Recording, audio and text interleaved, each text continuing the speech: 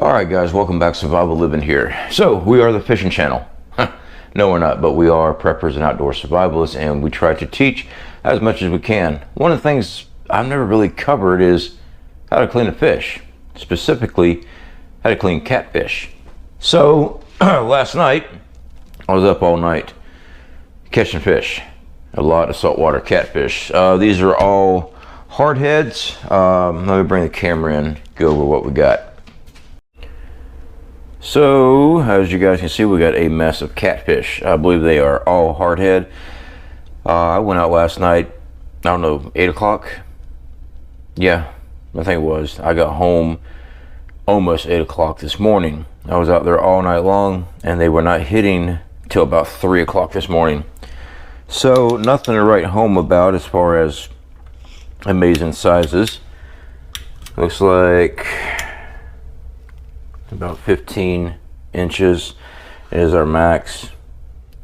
14 and a half.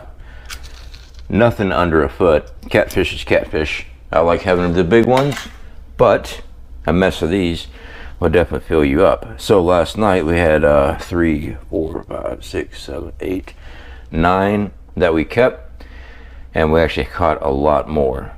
It's just I gotta clean all this stuff up.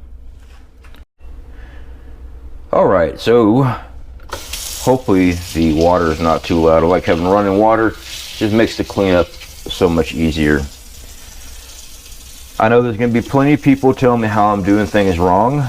I've been cooking, cleaning, catching catfish since I was a kid. This is how I do it.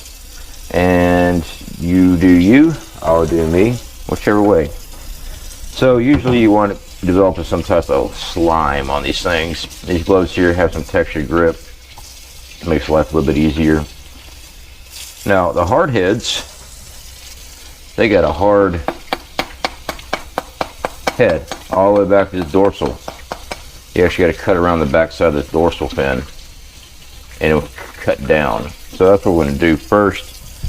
I'm going to flip him over here. I'm going to find the understock of his belly, right where the armor plating stops on this catfish, right there.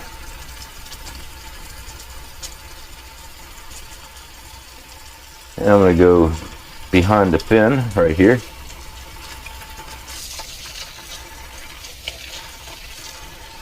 I guess I can turn that off just for the audio part. Now, like I said, they got this armor plating here. So what I'm going to do is I'm going to find where that armor is. Go just below it. There it is. I'm going to meet our other cut. Right there.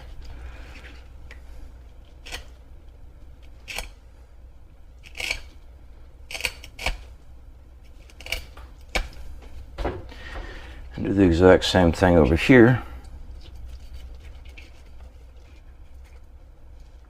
Find where that armor's at.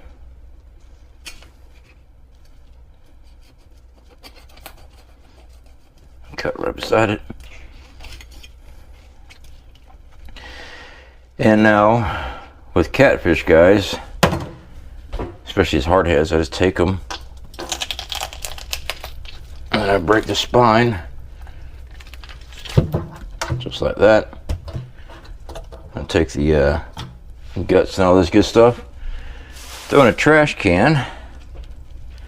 Now, moving on, turn some water on here.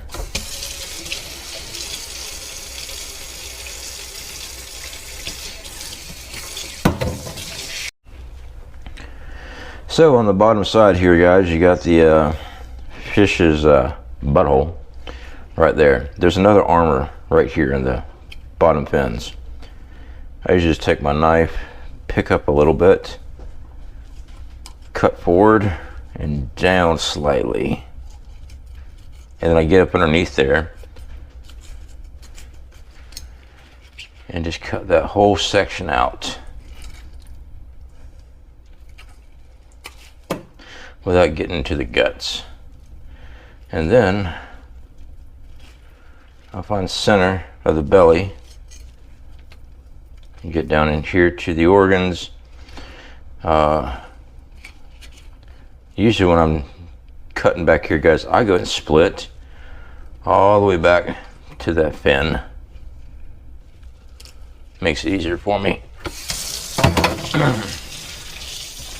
Then I just take my fingers down in there and start pulling out the not so good stuff. And with running water, I just start peeling all the loose slime skin and stuff like that from the inside. Make sure I get all this stuff out of here. Wash it all out. Give it a nice little wash down on the outside. And he will go on the rack. So probably one of the first things I should tell you guys is to watch out for these spines on the front fins next to the gill. You got a hard barb spine right here. Also on the top side, dorsal, you got another hard spine, barbed spine right there. These guys will stick you right in the hand with these things, and the venom in this stuff does hurt. But like most nature, anything that's poisonous, venomous, stuff like that, usually there's a remedy nearby. It's right here. It's the bacteria growth on their tails. You rub that on whatever you got stabbed by out in the field. Let's say you get stabbed in the hand by this right here. You rub that fin wherever you got stabbed at. It helps to neutralize it. So as you can see, yeah, I still have a lot of work to do. But I encourage you guys, get out there, start doing stuff. Seriously, we don't have time to be playing around. If you can go to the store and buy everything you need, awesome. I'm excited for you. A lot of us are not in position in life to be able to do that, at least not yet. I'm not going to talk bad about you. I mean, I would love to be able to just buy whatever I need. For the rest of us, we have to look at different avenues on preparedness. Fishing and hunting is more than just prepping. You're going to need these skills during shit hits the fan. All right? If I keep reading, keep hearing, well, I'll do this, I'll do that. Are you doing it? It's a skill that needs to be honed. Like the areas I plan on fishing in my local area, things go bad. Do you know the routine of what's going on out there as far as the school of fish, the animals, stuff like that? Do you? I know that when I went out this last time, the time frame of hitting was about 3 a.m. I don't know about you guys, but 3 a.m. I'm exhausted, especially after working all day. So during shit hits the fan where you're really not getting very good sleep and you're working more and more trying just to stay alive, you don't think you're gonna fall asleep on that bridge? I did. I did last night. I nodded off. Sure did. I woke up with my neck like just like that. I don't know how long I was out. It may have just been quick. But that's what I talk about, having people with you, because I dropped the ball. 100% situation awareness. That's the BS I hear on YouTube. There is no such thing. You can't. You burn yourself out. All right, guys. So I gotta get back to cleaning all this up. So, yeah, I've got to put these all in the deep freeze. Right, fast. One of the things I did not go over. This is the hardhead catfish, by the way. That top dorsal is kind of a pain in the rear end. Usually with cell cats, I'll put my knife up here on the back side and kind of like fillet it down, and I can get to it. The hardhead, the way that armor is on top of their head, I usually have to split it down the sides and get down in this meat before I can break the spine and rip it off. But yeah, not too shabby. So for a all-night event, I did catch more, but unfortunately I had to throw a lot back. They're just way too small. These here, nothing's under 12 inches. There is no limit here in Florida. As far as size limit, you can only collect 100 pounds worth a day. And catfish is catfish. I get asked all the time while I'm fishing, you actually eat that? Saltwater catfish, to me, is better than freshwater catfish. And I love freshwater catfish. The meat's tougher. I should say this firmer. the meat's firmer. It's not mushy like pond catfish. Now channel cat and stuff, river cats, they're stronger. But your old cow pond, cowfield pond, and stuff like that, where we usually catch a big old catfish out in the country, the meat's just not firm. It's real mushy. Saltwater catfish, it's actually really good. So I gotta bag all this stuff up.